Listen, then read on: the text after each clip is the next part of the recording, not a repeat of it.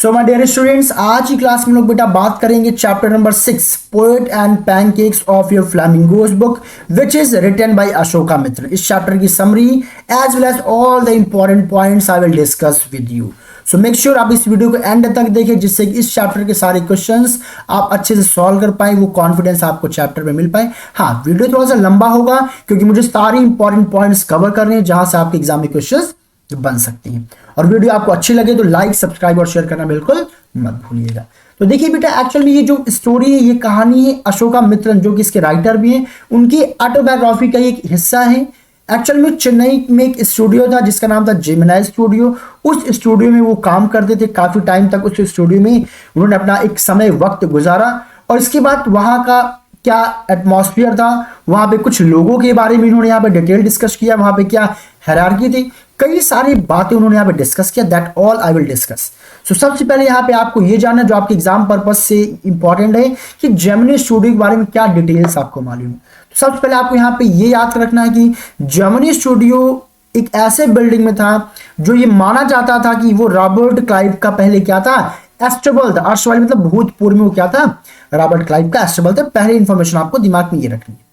साथ ही साथ में यहाँ पे आपको दूसरी बात ये याद रखनी है कि वहां पर एक मेकअप मटेरियल यूज होता था जिसका नाम था पैनकेक। और पैनकेक कुछ और नहीं बल्कि एक ब्रांड का नेम था जो वहां के जो एक्ट्रेसेस हुआ करते थे, जो आर्टिस्ट हुआ करते थे, उनका मेकअप करने के लिए पैनकेक ये ब्रांड नाम का एक प्रोडक्ट यूज किया जाता था। एंड प्रोफेशनल काफी पर्याप्त मात्रा में यूज किया जाता था। जितने भी एक्ट्रेसेस थी कब की, बहुत पहले जो पुरानी एक्ट्रेसेस हैं, यहाँ पे अशोका मित्रन क्या कहते हैं, यस्टर ईयर्स, पूर्व के सालों की जो भी एक्ट्रेसेस हैं वो डेफिनेटली इस ब्रांड से, पैनकेक ये जो ब्रांड है इससे फेमिलियर होंगी, यानी इसको जानती होंगी। साथ में ऑथर ये भी मेंशन करते हैं कि हो सकता है जो मॉडर्न एक्ट्रेसेस हैं हो सकता है मे नॉट बी अवेयर, वो अवेयर ना हो इसके एग्जिस्टेंस के बारे में, उनको आइडिया नहीं होगा क्योंकि अब कई सारे ब्रांड्स मार्केट में आ गई, इसका प्रचलन थोड़ा सा कम हो गया। साथ में वो रॉबर्ट क्लाइव को लेकर भी कुछ स्टेटमेंट देते हैं, एग्जाम में आ सकता है कि रॉबर्ट क्लाइव जिनका वो बिल्डिंग था पूर्व में, उनके बारे में उन्होंने क्या क्या बातें कही। तो वो ये कहते हैं कि रॉबर्ट क्लाइव जो है मद्रास के कई सारे बिल्डिंग्स, कई सारे रेजिडेंस उसके थे। मद्रास में रॉबर्ट क्लाइव के कई सारे रेजिडेंस थे। भले उसकी लाइफ क्या थी, बहुत शॉर्ट थी, बहुत छोटी सी थी, बहुत कम समय के लिए वो मद्रास में रहा, लेकिन वहां पे कई सारे उसके रेजिडेंस थे। साथ ही साथ वहां पे उसने कई सारे युद्ध भी किए और साथ साथ उसकी क्या हुई, शादी भी हुई थी। ये कुछ स्टेटमेंट्स, कुछ इंफॉर्मेशन रॉबर्ट क्लाइव के बारे में किसने शेयर की, अशोका मित्र ने शेयर की। ये इंफॉर्मेशन भी आपको अपने दिमाग में रखना है।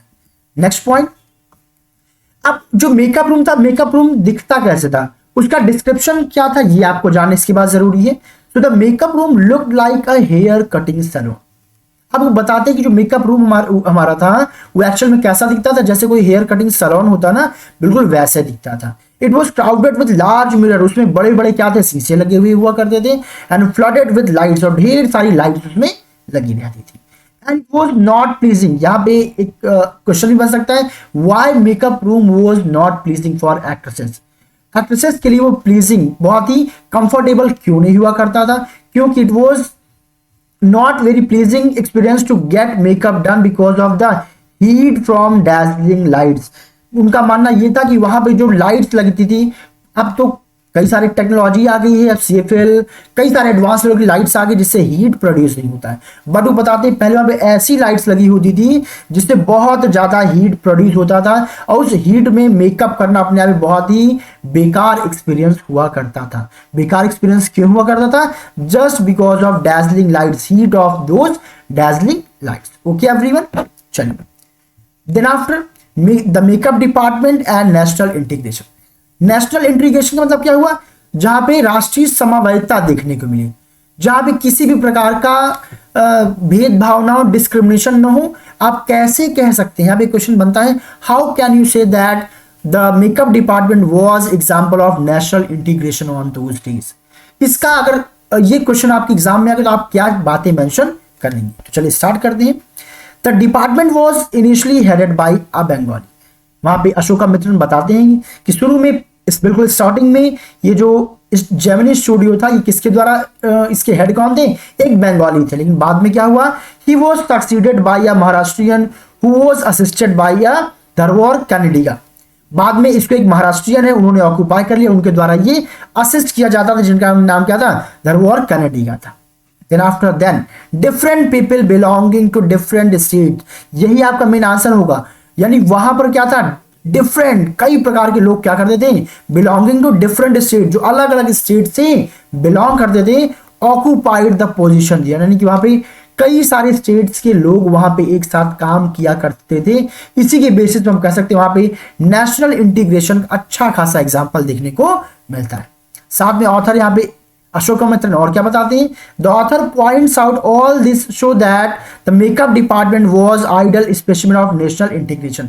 इसलिए ऑथर कहते हैं सबसे बेहतरीन ये एग्जांपल था नेशनल इंटीग्रेशन का, क्योंकि वहां पे किसी प्रकार का डिस्क्रिमिनेशन तो नहीं था, हर स्टेट से लोग वहां पे लगभग काम करते थे, वो किसी न किसी पोजिशन पे वो लगे हुए थे। आगे ऑथर क्या बताते हैं, द ऑथर जोकिंगली टेल्स, ये एक इंपॉर्टेंट बात है, जरा इसको ध्यान सुनिएगा, टेल्स द रीडर्स को बता रहे about the skills of these makeup man, वहां पे जो लोग मेकअप करते थे उनकी स्किल के बारे में क्या बता रहे हैं, what skill he shares about those makeup mens. तो क्या बताते हैं, with quite a lot of pancake and other potion and lotion. ये पोशन एंड लोशन क्या है, कई और प्रकार के मटेरियल्स जो मेकअप में इस्तेमाल होते थे। तो मेकअप में जो पैनकेक वो इस्तेमाल करते थे, साथ साथ कई और पोशन एंड लोशन यानी क्रीम वगैरह इस्तेमाल करते थे।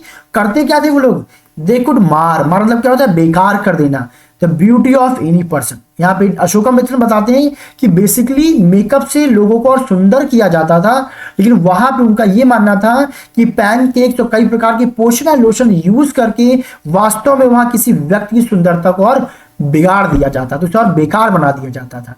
और उनका एक मानना और था, however Ashokamitran clarifies by saying that perhaps the hideous crimson colored makeup was important to look presentable on the screen। उनका मानना था शायद ये जो मेकअप जो लोगों का चेहरा जो बिगाड़ दिया जाता था, हिडियस बिल्कुल मतलब एकदम ही हेटफुल कर दिया जाता था, क्रिम्सन बिल्कुल लाल रंग का, इसलिए कि शायद स्क्रीन पर प्रेजेंटेबल जाने योग्य अगर आपको बनना है तो ऐसा मेकअप होना जरूरी है। यानी कि अगर आपको स्क्रीन का सामना करना है, लाइट्स का सामना करना है स्टूडियो में, तो शायद इस प्रकार के मेकअप का होना बहुत जरूरी था। आप नेचुरल ब्यूटी के साथ स्टेज पे नहीं जा सकते हो, इसलिए वो मेकअप करके आपके चेहरे को क्या कर देते थे, बिल्कुल बार्ड कर देते थे, बेकार कर दिया करते थे। और ये इंपॉर्टेंट होता था कहाँ जाने के लिए, स्क्रीन पे शूटिंग के लिए जाने के लिए, ये उनका मानना था। यानी मेकअप से बेसिकली क्या होता था, लोगों की सुंदरता बिगाड़ दी जाती थी, लेकिन वो बिगड़ा हुआ जो सुंदरता था वो जरूरी होता था स्क्रीन पर जाने के लिए। ओके एवरीवन, अब देखिए, अब यहां से एक बहुत इंपॉर्टेंट क्वेश्चन बनता है, what was the strict hierarchy in the makeup department. Makeup department का जो हायरार्की मतलब बेसिकली आप एक रूल एंड रेगुलेशन कह सकते हैं, वहां पे एक हायरार्की था, एक रूल एंड रेगुलेशन था, क्या था, ये कई बार एग्जाम में आया करता। तो यहाँ पे आप बताएंगे कि यार elaborated division of work mark the makeup department. Makeup department में एक काम, सबके काम बटे हुए थे। वो काम कैसे बटे थे, द चीफ मेकअप मैन, जो सबसे चीफ, जो सबसे औहदे लेवल, जो सबसे बेस्ट होता था, जो सबसे हेड होता था, कौन, makeup man, dressed up the actors in lead role. जो एक्टर लीड रोल कर रहा होता था उसका मेकअप कौन करता था, चीफ जो मेकअप मैन होता था वो करता था। हिज सीनियर असिस्टेंट, यानी चीफ मेकअप मैन का जो सीनियर असिस्टेंट होता था वो किसका मेकअप करता था, वो जो सेकंड हीरो या हीरोइंस होते थे उनका मेकअप करता था। इसके बाद फिर थर्ड नंबर पे जो जूनियर असिस्टेंट यानी कि तीसरे नंबर का जो मेकअप आर्टिस्ट होता था, took the charge of the main comedian. वो कॉमेडियन या फिर जो विलन लोग हुआ करते थे उनका मेकअप करता था। यहाँ पे आप देखिए सबसे मेन जो रोल होता था उनका मेकअप कौन करता था, चीफ मेकअप मैन। इसके बाद फिर आपको याद रखना जो सीनियर असिस्टेंट होता था वो किसका, सेकंड हीरो या हीरोइन का मेकअप करता था। देन आफ्टर थर्ड नंबर पे यानी जो जूनियर असिस्टेंट होता वो किसका मेकअप करता, मेन कॉमेडियन या फिर विलेन का मेकअप करता था। And the players who played the crowd looked after by the office boy of the department. और जो क्राउड, भीड़ भाड़ का जो हिस्सा हुआ करते थे, वो लोग जो भीड़ भाड़ का रोल किया करते थे उनके लिए एक अलग से लड़का रखा गया था, ऑफिस बॉय, वो उन लोगों का मेकअप करता था। यहाँ पे ध्यान से देखिएगा, यहाँ पे वैसे तो एक डेजिग्नेशन ऑफिस बॉय, इसको अंडरलाइन करिए क्योंकि यहां से भी आगे क्वेश्चन आपको देखने को मिलेगा कि ऑफिस बॉय कौन था, कैसा था। चलिए आगे स्टार्ट करते हैं। ये हायरार्की आप लोग याद रखिएगा। चीफ जो था वो किसका मेकअप करता था, सबसे जो लीड रोल करता था। Then after senior assistant, second hero heroine का, एंड जूनियर असिस्टेंट किसका, मेन कॉमेडियंस का, और जो ऑफिस बॉय होता था वो क्राउड का, भीड़ का जो है मेकअप किया करता था। ये एक बहुत इंपॉर्टेंट पार्ट है इस चैप्टर का। अब कई बार क्वेश्चन पूछे ऑफिस बॉय, बॉय मतलब बेसिकली लड़का होता है। आपको भी लग रहा होगा अगर आप चैप्टर को पहली बार देख रहे किसी लड़के वहां रखा गया होगा, बट यहाँ पे क्या बात कही जा रही है और ये ऑफिस बॉय कौन, इस पे क्वेश्चन आया करता है। तो actually the office boy was not exactly boy, writer खुद बताते हैं। भले उस पद का नाम ऑफिस बॉय था, बट वास्तव उस पद पे जो व्यक्ति काम करता था वो कोई बॉय, कोई लड़का नहीं था। एक्चुअल में he was in his early 40s, वो लगभग 40 साल के आसपास के एक व्यक्ति था, यानी कि वो काफी मैच्योर्ड व्यक्ति था। And he joined the studio years back, और काफी साल पहले उसने क्या कर लिया था, इस स्टूडियो को, जेमिनी स्टूडियो को ज्वाइन किया था। एंड एस्पायर्ड, उसकी इच्छा क्या थी, to be top film star, वो क्या बनना चाहता था, उसके कई सारे ड्रीम थे। क्वेश्चन एक और बन जाता है, what were the dreams of office boy, office boy के ड्रीम्स क्या क्या थे। तो ऑफिस बॉय के ड्रीम क्या थे, वो टॉप फिल्म स्टार बनना चाहता था, और या फिर टॉप स्क्रीन राइटर बनना चाहता था, या डायरेक्टर बनना चाहता था, या लिरिक राइटर, मतलब कई सारे उसके ड्रीम्स थे। सीधी सी बात यहाँ पे अगर आ जाए, वो ये सब क्यों नहीं बन पाए, क्यों, क्योंकि वो एक चीज पे फोकस नहीं था। और as well as he also wrote poetry, वो पोएट्री भी लिखा करता था। On the day of crowd shooting, जिस दिन क्राउड शूटिंग हुआ करती थी, जिस दिन काफी भीड़ भाड़ हुआ करता था, तो वो क्या करता है, he makes the makeup material, वो मेकअप मटेरियल को मिक्स करता ऑन लार्ज स्केल, काफी भारी मात्रा में, एंड पेंटेड द फेस, और उन लोग का मेकअप किया करता था। कौन, ऑफिस बॉय। तो ऑफिस बॉय कौन था, ऑफिस बॉय वास्तव में एक लगभग 40 साल का व्यक्ति था, जिसे कई सारे ड्रीम थे, और साथ ही साथ वो जब भीड़ आती थी उसका मेकअप कैसे करता, ढेर सारा जो है मेकअप मटेरियल लेता, और सबको एक कॉमन वे में क्या करता, उसका मेकअप, उनका मेकअप किया करता था। ये पॉइंट्स आपको इस पार्ट से याद रखना है। Then after the narrators work in the studio, अब जो नरेटर है कौन, अशोकामित्रन। तो अशोकामित्रन का काम क्या था स्टूडियो में, what was the role of Ashokamitran और narrator in the Gemini studio. यहाँ पे ये क्वेश्चन बन जाएगा, तो आप यहाँ पे क्या क्या आंसर देंगे जरा ध्यान से देखिएगा। तो the narrator worked in a cubicle, तो एक क्यूबिकल में बहुत छोटा सा कमरा था, वहां पे वो काम करते थे, उनका रूम बहुत छोटा था। And his work was to cut newspaper clippings, उनका काम यही होता था जो न्यूज़पेपर में जो भी जेमिनी स्टूडियो की या जितने भी इंपॉर्टेंट न्यूज इस फील्ड से हुआ करती थी, वो उनकी क्लिपिंग्स, उनके जो है कटिंग कर करके रखा करते थे। और उनको लगता था, और वहां के जो लोग थे उनको लगता था ये कोई भी रेलिवेंट काम नहीं, कोई अच्छा काम नहीं है। And store them in files, उन क्लिपिंग्स को एक फाइल में रखा करते थे, उनका ये काम था। और एवरीबडी, वहां के जितने भी लोग थे, thought that his work was next to nothing, कि उनका जो काम है ये पेपर की क्लिपिंग्स को कट करना, इसका कुछ भी मतलब नहीं, ये ना के बराबर काम है। And he also continuously lectured by other employees, और वहां के जितने भी इंप्लॉइज होते थे ऑलवेज उनको इस बात पे ज्ञान दिया करते थे, अरे तुम्हारा काम तो बिल्कुल आसान है, किसी मतलब का काम नहीं है, तुम ना के बराबर काम है, कोई खास काम तुम्हारा नहीं है। लेकिन अशोकामित्रन को लगता था उनका काम सबसे ज्यादा इंपॉर्टेंट। अब जो ऑफिस बॉय, ऑफिस अक्सर क्या होता, केम टू हिज क्यूबिकल, उनके जो क्यूबिकल रूम था, छोटे से रूम में अक्सर ऑफिस बॉय आ जाता था। And gave vent to his feeling of frustration and irritation. अब यहाँ पे है क्या कि ऑलरेडी वो काफी फ्रस्ट्रेट और इरिटेट रहते थे अशोकामित्रन, क्यों, क्योंकि सब उनके काम को कोई वैल्यू नहीं देते थे। और वहां पे कौन आ जाता, वो ऑफिस बॉय, जो कहने में तो बॉय था बट बॉय था नहीं, तो वो अक्सर आ जाता है, gave a went a feeling, उनका जो फ्रस्ट्रेशन होता और इरिटेशन होता, उस घाव को और वो क्या कर देता, ताजा कर दिया करता था। कौन, ऑफिस बॉय। कैसे, and the narrator desperately wished, और उसकी जब बातें सुनती, बकवास बातें कौन सुनता, अशोकामित्रन सुनते थे, तो वो विश करते क्या, escape from his continuous tirade and prayed the crowd shooting, वो प्रे करते कि हे भगवान कितनी जल्द क्या हो, क्राउड शूटिंग स्टार्ट हो जाए। अच्छा, क्राउड शूटिंग की वो प्रेयर क्यों किया करते थे, इस पे भी क्वेश्चन आया करता है। क्राउड शूटिंग की प्रेयर इसलिए जब भी वो ऑफिस बॉय अशोकामित्रन के रूम में आता और क्या बोलता कि मतलब अपनी बातें वो शेयर करना स्टार्ट करता, तो होता क्या, वो प्रेयर करना स्टार्ट कर देता अशोकामित्रन की, हे भगवान कब क्या शुरू हो जाए, क्राउड शूटिंग जल्द से जल्द स्टार्ट हो जाए, इसलिए जिससे कि वो ऑफिस बॉय किसमें बिजी हो जाए, उन लोगों का मेकअप करने में बिजी हो जाए, और मेरा दिमाग खाना वो बंद कर दी, क्योंकि वो बहुत ज्यादा परेशान हो जाया करते थे उसकी बकवास बातों को सुन करके। इसलिए वो प्रे करते कि काश जल्द से जल्द क्राउड शूटिंग स्टार्ट हो, और ये जो ऑफिस बॉय है ये यहां से जाए और क्या करे, अपने काम में लग जाए, मेरा पीछा छोड़ दे। अब यहां पे एक और इंपॉर्टेंट कैरेक्टर, इस पूरे स्टोरी में एक इंपॉर्टेंट कैरेक्टर ये भी है, कोठा मंगलम सुब्बू। सबसे पहला क्वेश्चन यही पे आता है कि हु वाज कोठा मंगलम सुब्बू, व्हाट वाज द कोठा मंगलम Subbu. and what was the role of Kothamangalam Subbu and why he was very important for Gemini Studio, वो Gemini Studio के लिए बहुत इंपॉर्टेंट क्यों थी। तो ये सारे क्वेश्चंस होंगे जिनके आंसर आपको यहां पे मिलेंगे। So he was at number 2 in Gemini Studio। तो जेमिनी स्टूडियो उनका जो ओहदा था वो क्या था, नंबर 2 पे था, दूसरे पायदान में था।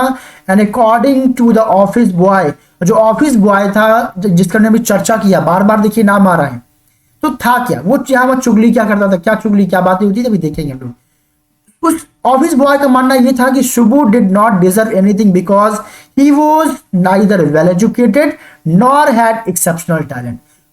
अब यहाँ पे ऑफिस बॉय का मानना था कि जो कोठामंगलम सुब्बू है वो जो नंबर 2 का जो उसका ओहदा है वो उसको डिजर्व ही नहीं करता। क्यों?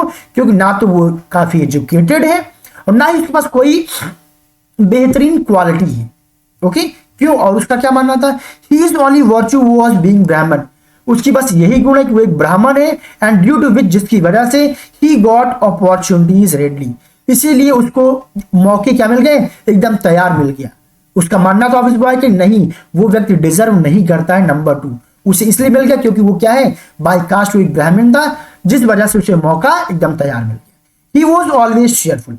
अब यहाँ पे अशोकामित्रन क्या बताते हैं कि एक्चुअल में जो कोठामंगलम सुब्बू है हमेशा वो खुश रहता है, मस्त रहता है, कभी कोई टेंशन नहीं होती है। और क्या बताते हैं सुब्बू के बारे में, even a flop film in which he had had could not take away his cheerfulness। वो हमेशा इतना खुश मिजाज किस्म के आदमी थे कोठामंगलम सुब्बू कि कोई मूवी जिसमें उनका हाथ लगा हो, उन्होंने अपने आइडियाज दिए हो, उन्होंने गाइडलाइन दिया हो, अगर वो मूवी फ्लॉप भी हो जाए तब भी वो परेशान नहीं हुआ करते थे। And the narrator takes a dig at him by saying, narrator एक चीज उनके बारे में और बताते हैं, that he always needed people to work for him. और उनके पास हमेशा इतना काम होता था कि कोई भी जाता था उनके पास काम रहता था, कभी भी व्यक्ति उनके पास से खाली नहीं आता था। कहने मतलब ये है, देखिए क्वालिटीज बताई जा रही किसी, कोठामंगलम सुब्बू कि कोठामंगलम सुब्बू अपने से सब लोग को जोड़े रहता था और सभी के लिए वो कुछ ना कुछ काम निकाल लिया करता था। And he was ever loyal to chief, और जो हेड थे उनके प्रति वो बहुत ज्यादा क्या था, लॉयल था, ईमानदार था। यही कारण है he was what, he was number 2। Question यहाँ पे एक बन जाया करता है कि why he was at number 2, number 2 पे वो क्यों था। पहला तो उसकी आपने आदत देखा, वो कभी भी पजल नहीं होता है। दूसरा आपने क्वालिटी क्या देखा, वो चीफ के प्रति लॉयल था। तीसरी बात अभी हम लोग और जानेंगे, Subbu could offer countless solution of the problems of the producer of film. वो कह रहे कि अगर जो फिल्म के प्रोड्यूसर होते हैं किसी भी समस्या में पड़ जाते, कोई भी सीन ना हो रही होती, तो उनके दिमाग में ये ना आ रहा होता कि सीन को कैसे रिप्रेजेंट किया जाए, तो उस मामले में सबसे बेहतरीन ऑप्शन कौन थे, कोठामंगलम सुब्बू, क्योंकि उनके पास कई सारे ऐसे आइडियाज होते, वो तुरंत प्रोड्यूसर को बताते कि आप इस सीन को ऐसे ऐसे ऐसे कर लेंगे तो और बेहतर होते। कई प्रकार के आइडियाज वो जो है प्रोड्यूसर को बता दिया करते थे। यानी यहाँ एक क्वालिटी आपको देखी और पता चल गई, he was good adviser as well. And the narrator comments, narrator यहाँ पे यानी अशोकामित्रन कमेंट भी करते हैं, that film making was quite simple with a man like Subbu around. वो कहते हैं कि अगर सुब्बू की तरह वाले लोग आपके आसपास हैं तो बिल्कुल फिल्म मेकिंग बहुत आसान हो जाए, क्योंकि कहीं भी आप फंसेंगे एक नहीं 1000 आइडियाज देने के लिए सुब्बू जैसे लोग यानी कि कोठामंगलम सुब्बू वहां पे तैयार रहते थे। और यही कारण था कि उनका जो पद था, भले वो एजुकेटेड नहीं थे, भले ऑफिस बॉय का मानना था कि उसके पास एक्सेप्शनल क्वालिटीज नहीं थी, इसके बावजूद उसका जो पद था, डेजिग्नेशन था, उस स्टोरी नंबर 2 थी। ओके एवरीवन, तो ये सारे पॉइंट्स हैं जो आपको अपने दिमाग में रखने। आगे चलते हैं। Now Subbu the poet, Subbu एक पोएट भी था। तो यहाँ पे है क्या कि उसकी जो पोएट है वो उस पोएट अपनी पोएट्री में ज्यादा निखार नहीं ला पाता। क्यों? यहाँ पे क्वेश्चन आपसे पूछा जाएगा। तो although he was capable of writing on intricate topics, तो एक्चुअल में सुब्बू एक पोएट भी था और सुब्बू का मानना यह था कि वो काफी कठिन जटिल टॉपिक्स में भी पोएम लिख सकता है, लेकिन he wrote poetries for the masses. लेकिन यहाँ पे कोठामंगलम सुब्बू का ये कहना है कि मैं आसान पोएट्रीज इसीलिए लिखता हूं क्योंकि जो मेन मास है, जो पॉपुलेशन, जो भीड़ है, मैं उनके लिए पोएट्रीज लिखता हूं। जो ज्यादा स्टैंडर्ड भाषा नहीं समझ सकते हैं, जो कॉमन लैंग्वेज समझ सकते हैं, मैं उन्हीं के लिए पोएट्रीज लिखता हूं। इसीलिए मैं बहुत जटिल लैंग्वेज, बहुत ही डिफिकल्ट लैंग्वेज में यूज नहीं करता हूं, बाकी मैं यूज कर सकता हूं। यहाँ पे ये क्वेश्चन आपके एग्जाम में और बन सकता है, why he never rights his poetries in intricate topics. क्यों? क्योंकि वो अपनी पोएट्रीज किसको किससे किसके लिए लिखा करता था, जो मेन जो मैक्सिमम जो क्राउड होता था उनको रिफर किया करता था, जो केवल कॉमन लैंग्वेज को समझ सकते हैं। लेकिन his success in films overshadowed his literary genius, लेकिन जो लिटरेरी जीनियस, जो कविता लिखने की, जो पोएम लिखने की जो क्वालिटी थी, किसने फिल्म में जो उसका काम था, रोल था, उसने क्या कर दिया, उसको ढक दिया। व्हाट वाज द रीजन, तो आप यहां बोलेंगे जो फिल्म में उसका जो सक्सेस था, सफलता था, जो उसकी वैल्यू थी, उस वजह से इसका कौन सा जो लिटरेचर, जो पोएट्री लिखने की जो क्वालिटी थी, वो ज्यादा डेवलप, ज्यादा फेमस नहीं हो पाया। He composed story poems, उसने एक स्टोरी पोएम भी लिखा था इन फॉक रिफ्रेन एंड डिक्शन, जिसमें सॉन्ग की तरीके भी उसने लिखा हुआ है। He recreated the mood and manner of devadasis of the early 20th century। और उन्होंने उसमें क्या लिखा हुआ है, जो देवदासीज होती थी कब की, 20th सेंचुरी के, उनका जो मूड कैसा होता था, उनके मैनर कैसे हुआ करते थे, इस बारे में उन्होंने अपने पोएम में बताया हुआ है। तो जो स्टोरी पोएम थी उन्होंने उसमें किसके बारे में बताया हुआ है, जो 20th सेंचुरी की जो देवदासीज हुआ करती थी, उनके मूड एंड मैनर के बारे में कोटामंगलम सुब्बू ने अपने इस पोएम में डिस्कस किया था। ये भी आपको याद रखना है, एक दो बार आप वीडियो को देख लेंगे, सिंपली आपको ये सारी बातें आपके दिमाग में फीड हो जाएगी। ओके एवरीवन, आगे चलते हैं। अब यहाँ पे एक देखिए नया कैरेक्टर, इन सारी बातों को आप याद रखिए, इसलिए मैं क्वेश्चंस वाइज आपको बेटा बता रहा हूं, मेरी बातों को सुनिए, जिससे इससे क्वेश्चन अगर आपके एग्जाम में बनेंगे तो आपके दिमाग में एक बार क्लिक जरूर करेगा, सर ने क्या क्या बताया था और कैसे मुझे इन पॉइंट्स में आंसर्स लिखने, क्या क्या पॉइंट्स ऐड करने। तो अब यहाँ पे देखिए एक लॉयर भी था उस स्टूडियो में, the lawyer in the story department of Gemini studio. तो जेमिनी स्टूडियो के डिपार्टमेंट में एक लॉयर भी था। क्या कहानी जानते हैं? तो the story department comprised a lawyer, वहां की जो स्टोरी डिपार्टमेंट थी, जो लोग कहानी लिखा करते थे, उसमें एक लॉयर भी था। अ ग्रुप ऑफ राइटर्स, उसमें क्या थे, ग्रुप ऑफ राइटर्स भी थे, and poets beside Subbu, Subbu के साथ साथ वहां पे क्या थे, कई सारे कवि भी थे। ये सारे लोग किसमें थे, उस डिपार्टमेंट थे। अब हुआ क्या, the lawyer was legal adviser, वैसे लॉयर को लीगल एडवाइजर था, but everybody refer to him as illegal adviser, लेकिन सब लोग उसे इलीगल एडवाइजर बोलते थे।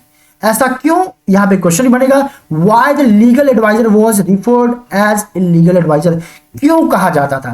तो एक्चुअली हुआ क्या कि वहां पे एक नई नई एक्ट्रेस आई हुई थी शूटिंग करने के लिए। एक बार हुआ क्या, किसी कारण की वजह से वो बहुत ज्यादा पजल्ड हो जाती है और चीखना चिल्लाना शुरू कर देती है प्रोड्यूसर के ऊपर। तो हुआ क्या, एक बार ही हैड अनइंटेंशनली, वैसे उसका इंटेंशन ऐसा था नहीं, brought out a sad end to the career of a budding talent actress. एक एक्ट्रेस थी जो बडिंग, मतलब नई नई एक्ट्रेस थी, उनकी एक गलती की वजह से, उनकी गलती की वजह से, उस लॉयर की गलती की वजह से क्या हुआ, उस एक्ट्रेस का करियर क्या हो गया, समाप्त हो गया।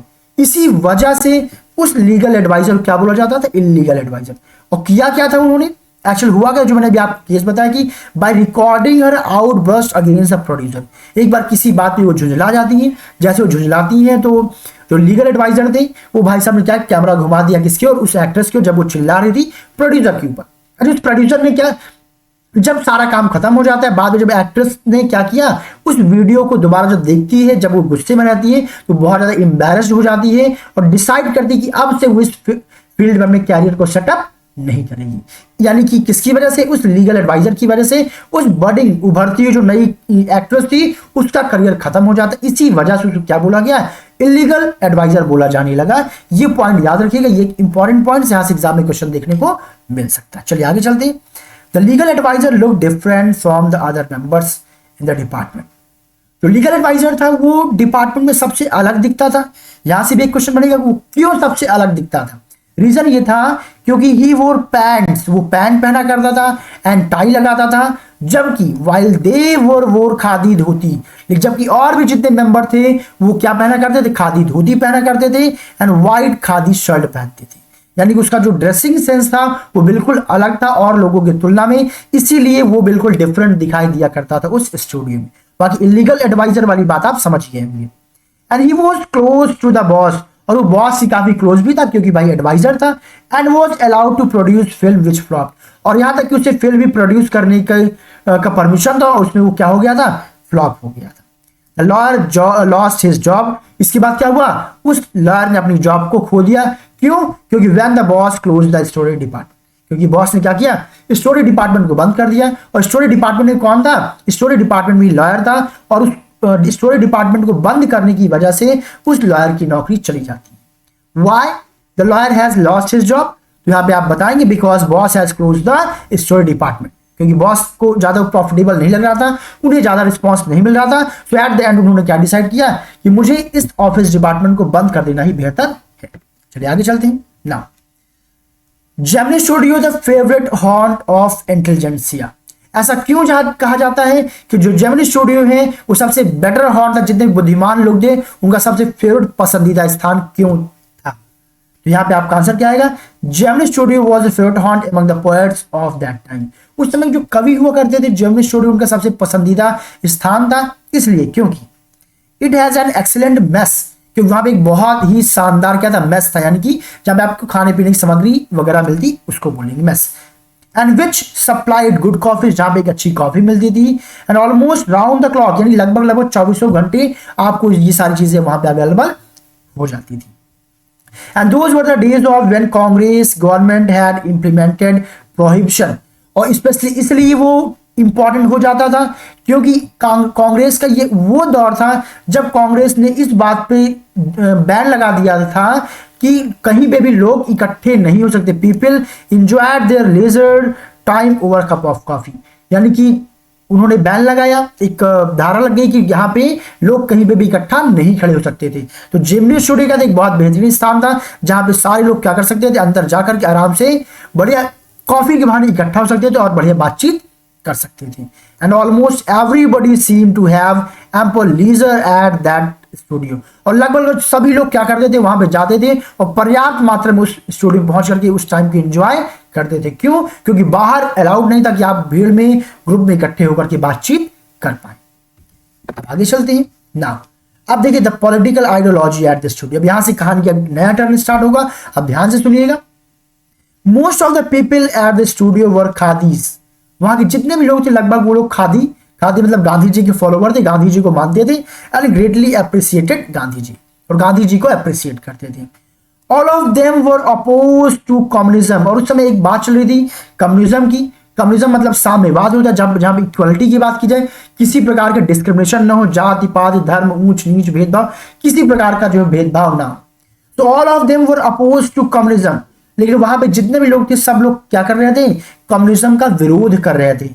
And had many misconception about it, और कई लोग को इसके बारे में मिसकॉन्सेप्शन थी, ऐसी अवधारणाएं थी कि उन्हें वो गलत माना करते थे। दे थॉट दैट, उन लोग का क्या मानना था? जो कम्युनिस्ट लोग होते हैं टू बी वायलेंट, बहुत वायलेंट होते हैं, विद नो फिलियल, ना तो उनको कोई संतान सुख से मतलब होता है, ना ही कोई कॉन्जुगल, ना तो उन्हें कोई अपनी पत्नी यानी कि अपने फैमिली से कोई भी वास्ता नहीं होता है। ये लोग बहुत सेल्फिश होते हैं, ऐसा किन लोग का मानना था? उन लोग का मानना था जो लोग किसको अपोज करते थे? कम्युनिज्म को वहां पे अपोज करते थे। यहां से बेटा एक नया पार्ट चलेगा, प्रीवियस पार्ट हम लोग डिस्कस कर चुके हैं, जरा बहुत ध्यान सुनिएगा क्योंकि यहां से जो एग्जाम में आपके क्वेश्चंस बनेंगे थोड़ा सा आपको परेशान कर सकते हैं, इसलिए अब जो टॉपिक्स में कवर करूंगा बहुत ध्यान सुनिएगा जिससे कि कहीं पे कोई डाउट ना आए।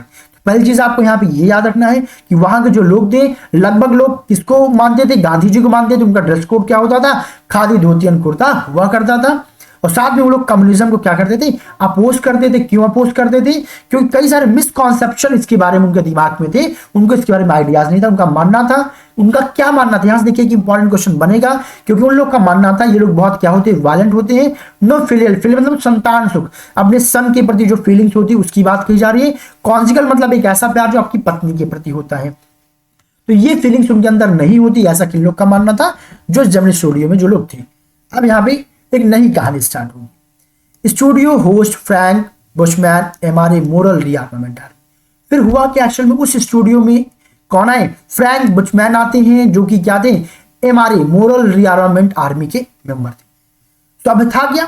द एमआरए का फुल फॉर्म आप लोग याद रखिएगा, मोरल रीआर्मामेंट आर्मी। इन्होंने क्या किया था? A counter movement to international communism. जो कम्युनिज्म चल रहा था इसके अगेंस्ट ये लोग भी थे। जो मोरल रीआर्मामेंट आर्मी थी, ये लोग भी क्या थे? एक काउंटर मूवमेंट चलाते, किसके अगेंस्ट? कम्युनिज्म के खिलाफ। यानी ये लोग भी इसके अगेंस्ट थे। और इन्होंने क्या प्लान किया कि सबसे बेटर आए और कहां पहुंचते? विजिटेड मद्रास इन 1952। 1952 में ये रीआर्मामेंट आर्मी कहां पहुंच जाती है? मद्रास पहुंच जाती है। And it comprised of 200 people. इसमें कुल कितने लोग थे? 200 लोग थे। इन सारे डिटेल्स को आपको एग्जाम पर्पज से याद रखना है कि ये रीआर्मामेंट आर्मी थी। कब आई? 1952 में मद्रास आती है। इसमें लगभग 200 लोग की टीम थी एंड द नरेटर यानी कि अशोकामित्रन हैड इन्फॉर्म्ड, वो आपको बताते हैं that the big boss of Madras played into their hands. अब हुआ क्या, जो बिग बॉसेस थे उनको लगा कि भाई ये हमारे साथ खिलवाड़ कर रहे हैं, एंड फिर क्या हुआ, the group of criticised by calling it an international circus. अब हुआ क्या कि इन जो रीआर्मामेंट आर्मी थी इनको लगा कि भाई हमें क्या करना है, कम्युनिज्म के खिलाफ क्या करना है, एक्शन करना है। सबसे बेटर होता कि कई सारे स्ट्रीट प्लेस किए जाए, कई सारे ऐसे रोल्स किए जाए, लोगों को अवेयर किया जाए। तो उन्होंने क्या प्लान किया कि भाई जो जर्मनी स्टूडियो है वो सबसे बेटर प्लेस होगी, तो चलते वहीं पे क्या करते अपने स्टूडियो अपनी प्लेस को परफॉर्म करेंगे।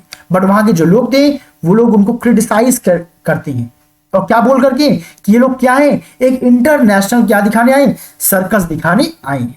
अब हमारे रिप्रेजेंटेड टू प्लेस। अब कह रहे हो जेमिनी स्टूडियो में जब वो टीम आती है उन लोगों की, तो वहां पर उन्होंने दो क्या किए, प्लेस की। प्लेस किस क्या किया आप समझ गए होंगे, एक ऐसा प्लेस जो कम्युनिज्म के अगेंस्ट जो मैसेज है उसको डिलीवर कर सके। उन्होंने कौन कौन से वो प्लेस, कौन कौन से दो प्ले किए, ये आपको याद रखना है। पहला क्या था, Jotham Valley and the forgotten factor. ये दोनों आप लोगों को दिमाग में, what were the place which were played by the MRA, तो आपको याद रखना Jotham Valley and the forgotten. अब उसका इंपैक्ट क्या हुआ जेमिनी स्टूडियो में, ये भी आपको याद रखना है। Their sets and costumes were wonderful. खैर वो जो प्ले था वो बहुत लोग को, यानी अधिकतर लोगों को समझ में नहीं आया, बट वहां सबसे बेस्ट उन लोगों को क्या लगा, उन लोगों का जो सेट था, जो बैकग्राउंड सिस्टम था, साथ ही साथ जो कॉस्ट्यूम्स उन लोगों ने इस्तेमाल किए वो बहुत ही शानदार था। उससे मद्रास के लोग काफी ज्यादा इंप्रेस होते हैं। And the Gemini family comprising of 600 members saw the place repeatedly. और इतना ज्यादा वो इंप्रेसिव हुई है कि उनका वो शो जो है, वहां के जो लगभग 600 लोग थे, कई बार उन्होंने क्या किया, उनके उन प्लेस को देखा, उनके उस प्ले को देखा। And the Tamil and Madras drama community were really impressed by the theme. और उनका जो थीम था उसके द्वारा वो बहुत ज्यादा इंप्रेस्ड हो जाते हैं, और इतना इंप्रेस्ड हो जाते हैं कि उस उन्होंने जो प्ले किया था उसका जो कुछ सीन होता है वो अपनी मूवीज में इस्तेमाल करना शुरू कर देते हैं। अब यहाँ पे क्वेश्चन आता है, what were the scene which were copied by the Madras film makers. जो फिल्म मेकर्स थे उन्होंने कौन कौन सी वो सीनरी थी जो उन्होंने एमआरए के जो प्लेस थे उनसे चुराए या कॉपी किए। तो क्या था, the sunrise and sunset scene of Jotham Valley. Jotham Valley में क्या था कि जो सनराइज और जो सनसेट का सीन दिखाया था वो वहां की फिल्म मेकर से बहुत पसंद आती है। तो उन्होंने क्या किया, इस सीन को क्या किया, reproduce in almost all the Tamil plays in similar fashion as that.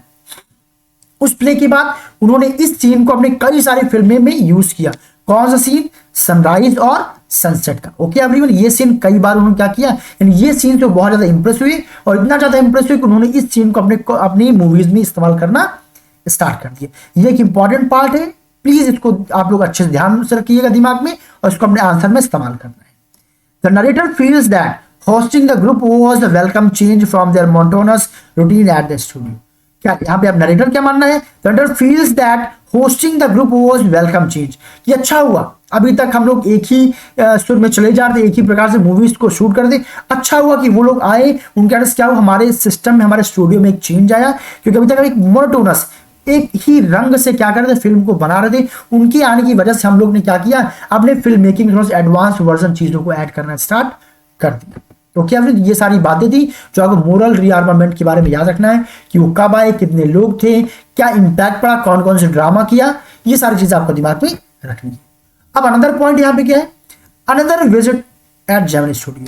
तो सबसे पहले वहां पे कौन आया था, सबसे पहले वहां पे मोरल रीआर्मामेंट आर्मी। उसके बाद वहां के लोगों को लगा कि यार अब यहाँ पे ज्यादा लोग जो है, अब दोबारा यहाँ पे कोई नहीं आएगा, बट ऐसा नहीं होता है। फिर से वहां पे एक टीम और आती है, क्या करने के लिए, विजिट करने के लिए। इस बार क्या था, So another visitor was soon going to visit Gemini Studio। अब दोबारा एक और विजिटर जेमिनी स्टूडियो आने वाला था।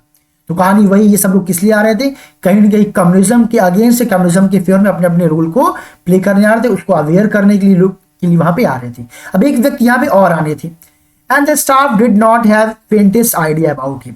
लेकिन इस बार जो व्यक्ति आने वाले थे उनके बारे में स्टाफ मेंबर में से किसी को भी कुछ भी आइडिया नहीं था कि वो कोई पोएट है कि एक्टर है, पोएट है कि एक्टर। इस चीज को लेकर के बहुत ज्यादा कंफ्यूजन था। She was rumoured to be poet और एक्टर। अब वहां पे रूमर फैल जाता है कि भाई या तो वो पोएट है या फिर एडिटर है, पर किसी को ये बात कंफर्म नहीं हो पाती थी। अच्छा, कंफर्म क्यों नहीं हो पाती थी, the visitor was not connected with any of the famous British publication. Sorry, क्यों क्यों उन लोग को आइडिया नहीं था क्योंकि जितने भी ब्रिटिश पब्लिकेशन की बुक्स थी उनमें किसी में भी उस व्यक्ति का नाम नहीं मिल रहा था जो व्यक्ति उस स्टूडियो में आने वाला था। इसी वजह से लोगों को डाउट था कि पता नहीं वो कोई पोएट है हम लोगों के तरीके या फिर कोई एडिटर है, उनको बिल्कुल भी आइडिया नहीं रहता है। खैर हाउएवर द गेस्ट अराइव्ड, खैर वो गेस्ट आ जाते हैं। Boss read out very long speech that did not match to say about the visitor.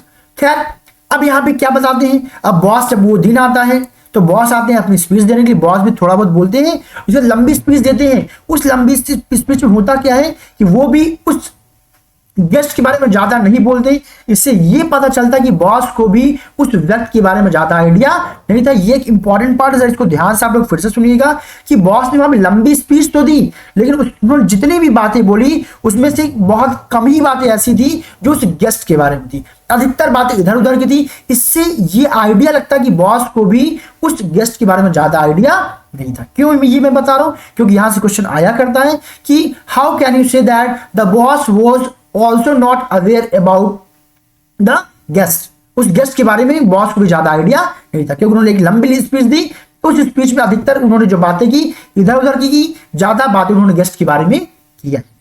Now when the guest turn, अब जब गेस्ट आते हैं बोलने के लिए स्पीच देने के लिए, came to address the audience, audience को एड्रेस देने आते हैं। हिज एसेंट, उनका जो बोलने का तरीका था क्योंकि उनकी लैंग्वेज बिल्कुल इंग्लिश रही होगी, फ्रेंच रही होगी, could not understood by anybody, उनकी भाषा को कोई समझ नहीं पाया। अब उनकी भाषा कोई समझ क्यों नहीं पाया, क्योंकि उनका जो एसेंट था बोलने का वो बिल्कुल डिफरेंट था, वो किसी को समझ में नहीं आ रहा था। And his visit remained an unexplained mystery. अब यहाँ पे क्वेश्चन आया करता था why the visit of the guest was unexplained mystery. सब लोग परेशान थे कि आखिर वो एडिटर है कि पोएट है कि आखिर कौन है। लेकिन उस व्यक्ति आने के बाद उस व्यक्ति का प्रोग्राम भी हो गया, फिर भी उन लोगों को नहीं पता चल पाया कि आखिर वो व्यक्ति कौन है, वो किस पर्पस के लिए आया था। क्यों, क्योंकि जब वो पहली बार जब बॉस ने स्पीच दिया, बॉस ने भी ज्यादा डिटेल में उसके बारे में नहीं बताया क्योंकि बॉस को भी ज्यादा नहीं मालूम था। और साथ में जब वो व्यक्ति स्पीच देने के लिए आया तो उसकी भाषा किसी को समझ में आ ही नहीं रही थी। जब किसी को उसकी भाषा समझ में आई ही नहीं तो इसकी वजह से फिर से बात कंफर्म नहीं हो पाई कि आखिर वो व्यक्ति कौन था, उसका रोल क्या था, आखिर वो किस पर्पस से यहाँ पर आया था। ओके एवरीवन, ये एक इंपॉर्टेंट पार्ट है तो प्लीज बहुत ध्यान से सुनिएगा। सारे इंपॉर्टेंट पॉइंट्स इसी हिसाब से मैं आपको समझा रहा हूं जिससे इन पार्ट से अगर क्वेश्चन बने तो आप लोग इजीली उनको टैकल कर पाए। चलिए आगे चलते हैं। A short story contest organised by Encounter. अब क्या हुआ, जब वो स्टूडियो बंद हो गया, अब एक टाइम के बाद एक कॉन्टेस्ट होता है जो कि द एनकाउंटर, ये एक ऑर्गेनाइजेशन ये एक कॉन्टेस्ट करवाती है। उसमें जो अशोका मित्र वो पार्टिसिपेट करना चाहते थे। तो अब क्या होता है ना, the narrator wanted to have an idea about the periodical credentials before participating in the contest and spending on the postage। अब जो द एनकाउंटर ये जो ऑर्गेनाइजेशन जो एक कॉन्टेस्ट किस पे करा रही थी, शॉर्ट स्टोरी कॉन्टेस्ट करा रही थी। अब उस पे पार्टिसिपेट करना तो चाहते थे बट चूंकि अब ये था कि उनकी इनकम भी ज्यादा नहीं थी तो वो ये चाहते थे क्यों ना पहले इसके बारे में थोड़ा सा मैं डिटेल्स, इसके जो पीरियोडिक क्रेडेंशियल्स इसके बारे में पता कर लूं। क्या करना है पहले बिफोर पार्टिसिपेटिंग, क्योंकि मैं इस पर पता चला पैसे भी खर्च कर दूं पोस्टेज वगैरह भी और बाद में इसका आइडिया भी मुझे ना पड़ रहे, तो उसके बारे में पता करने के लिए किस प्रकार की स्टोरीज, किस प्रकार के आर्टिकल, किस प्रकार से द एनकाउंटर ये जो ऑर्गेनाइजेशन है काम करती है उसके बारे में पता करने के लिए उन्होंने क्या किया, उसके पीरियोडिक क्रेडेंशियल्स बारे में पता करना चाहा। क्या करने से पहले, उस पर पैसे खर्च करने से पहले। इसके लिए उन्होंने किया क्या, he checked at British Council library. वो कहां पहुंच जाते हैं, ब्रिटिश काउंसिल लाइब्रेरी पहुंच जाते हैं। ब्रिटिश काउंसिल लाइब्रेरी वो क्यों जाते हैं, जो द एनकाउंटर ये जो ऑर्गेनाइजेशन है ये जो कंपटीशन करवा रही थी इसके बारे में डिटेल्स जानने के लिए, किस प्रकार की कंपटीशन, किस प्रकार की स्टोरीज या आर्टिकल्स को ये प्रिंट करती है। नाउ एंड फाउंड आउट, जब वो लाइब्रेरी जाते हैं तो वहां पता क्या चलता है, that the editor's name was Stephen Spender. ये जो द एनकाउंटर ऑर्गेनाइजेशन थे इसके जो एडिटर थे उनका नाम क्या था, स्टीफन स्पेंडर था। ये एक इंपॉर्टेंट पॉइंट है, बहुत ध्यान से सुनिएगा। और जैसे वो नाम पढ़ते हैं ही रिकॉर्ड, उन्हें याद आता है that this was the same editor who was guest at Gemini studio. अरे ये तो वही व्यक्ति है जो गेस्ट बनकर के कहा आया था जेमिनी स्टूडियो, जिसकी पजल आज तक सॉल्व नहीं हो पाई कि आखिर वो था कौन।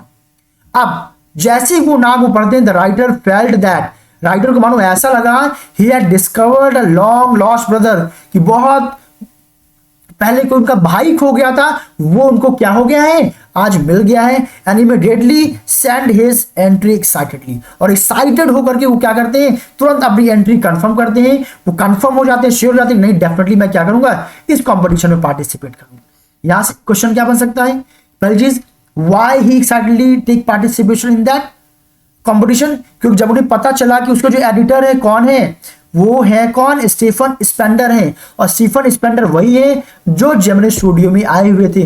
तो उन्हें ऐसा लगा कि ये तो हमारे भाई की तरीके हैं, हम तो इनसे मिले हुए हैं, और डेफिनेटली जब हम यहाँ पे इसे पोस्ट करेंगे तो उनका रिएक्शन वैसे ही होगा जितना खुश मैं हूं कि मुझे एक भाई मिल गया है, मेरा रिस्पॉन्स भी उन्हें वैसे ही लगेगा, वो भी एक भाई की तरीके मेरे साथ ट्रीट करेंगे। इसीलिए अशोकामित्र ने क्या किया कि मैं भाई कंटेस्ट में इसमें मैं क्या करूंगा, पार्टिसिपेट करूंगा। और कब उन्हें पता चला उस स्टीफन स्पेंडर के बारे में, जब वो पार्टिसिपेट करने जा रहे थे, वहां पे क्या करने, ब्रिटिश काउंसिल लाइब्रेरी पहुंचते हैं, क्या करने के लिए, पीरियोडिक क्रेडेंशियल्स पता करने के लिए द एनकाउंटर के बारे में। तब वहां उन्हें पता चलता है कि उसके एडिटर कौन है, स्टीफन स्पेंडर वही गेस्ट है जो वहां पे आए थे। अब the narrator buys a low priced book the God that failed. अब यहाँ पे क्या है कि जो नरेटर उन्होंने एक बुक परचेज किया था बहुत ही कम प्राइस में, जिसका नाम क्या था, the God that failed. Now some years after relieving his job at Gemini, जब जेमिनी स्टूडियो जॉब करना, काम करना बंद कर दिया, तो उसके कुछ सालों के बाद क्या हुआ, the narrator bought a low priced copy of a book the God that failed. इस book the God that failed, इसकी कॉपी जो होती है, जो रोड वगैरह बिका करती है कम प्राइस पे, ये बुक वो परचेज करते हैं। And release on the 50th, ये कब रिलीज हुई थी, 50th anniversary of the Russian revolution. Russian revolution के 50th एनिवर्सरी के मौके पे ये बुक रिलीज की गई थी, इसलिए काफी सस्ते दाम में मिल रही थी। एंड इट वाज कॉम्प्लीशन, अब उन्होंने खरीदा क्यों, यहाँ पे एग्जाम में क्वेश्चन ये आया करते हैं, why he purchase that book, उस बुक को उन्होंने परचेज क्यों किया। अब यहाँ पे इसका आंसर मिलेगा actually the completion of 6 essays, क्योंकि उस बुक में 6 एसे थे। अब मेन पॉइंट क्या था, by 6 different authors on their journey, 6 author की उसमें कहानी थी, उनकी जर्नी किसके रिगार्डिंग, कम्युनिज्म के रिगार्डिंग। तो आप देखिए एक चीज और पता चली कि जो एक्चुअल में अब आगे मैं डिस्कस करूंगा भी, एंड देयर डिसअपॉइंटमेंट रिटर्न, उनकी स्टोरी थी कि कम्युनिज्म के रिगार्डिंग उनकी जर्नी कैसी थी और वो कितने डिसअपॉइंट होकर के वापस आ गए। और उन्हीं में से कौन थे, Stephen Spender was one of the contributor. वो जो 6 वहां पे राइटर्स थे, ऑथर्स थे, उन्हीं में से एक कौन थे, स्टीफन स्पेंडर थे। अब आप समझ गए होंगे कि आखिर द गॉड दैट फील्ड ये बुक अशोकामित्र ने क्यों परचेज किया, क्योंकि एक्चुअल में उस कहानी को वो सॉल्व करना चाहते थे, उस पजल को वो सॉल्व करना चाहते थे जो अभी तक अनसुलझी थी। क्या अनसुलझी थी कि आखिर वो व्यक्ति थे कौन और वो आए क्यों थे। तो यहाँ पे देखिए अब ये बात क्लियर हो गई कि जो स्टीफन स्पेंडर थे वो कम्युनिज्म के लिए आए हुए थे। वो समानता, जो इंटरनेशनल लेवल पे वो समानता की बात करने आए थे, इक्वलिटी की बात करने आए थे, वो ऐसे सिस्टम की बात करने आए थे जहां पे किसी प्रकार के डिस्क्रिमिनेशन ना हो। बट वो डिसअपॉइंट रिटर्न उनका क्यों हुआ, उनका डिसअपॉइंट रिटर्न इसलिए हुआ क्योंकि उनकी भाषा को वहां के लोग बिल्कुल समझ नहीं पाए थे। और वही कहानी किसमें छपी थी, इस द गॉड दैट फील्ड इस बुक में छपी हुई थी। और इसी वजह से अशोकामित्र ने उस बुक को परचेज किया, क्योंकि उसमें किसकी स्टोरी थी, Stephen Spender was one of the contributor, उसमें भी मैंने उनकी भी राइटिंग उसमें थी। And the narrator instantly recalled Stephen Spender's visit to the Gemini studio. और जैसे वो पढ़ते हैं तुरंत उन्हें किसकी याद आती है, स्टीफन स्पेंडर की, कि जब वो उस जेमिनी स्टूडियो में आए थे और जैसे ही वो कंटेंट पढ़ते हैं, दस the mystery was finally solved, वो जो रहस्य था वो सॉल्व हो जाता है। रहस्य क्या था कि आखिर स्टीफन स्पेंडर थे क्या। तो स्टीफन स्पेंडर एक एडिटर थे, वहां उनके आने का पर्पस क्या था, उनके आने का पर्पस क्या था, to aware people against communism. Communism होता क्या है उसके बारे में जानकारी देना, उसके बेनिफिट्स क्या है, इन सब के बारे में बात करने के लिए वो वहां पे आए थे। तो डियर स्टूडेंट्स, आई होप आप लोगों को सारी बातें जो मैंने समझाने की कोशिश किया आपको समझ में आया होगा। और बेटा मैंने यहाँ पे सारे इंपॉर्टेंट पॉइंट लगभग कवर किए हैं, और इतना कुछ पढ़ने के बाद मुझे पूरी उम्मीद है कि एग्जाम में शायद ही कोई आपको क्वेश्चन यहाँ पे स्किप होगा।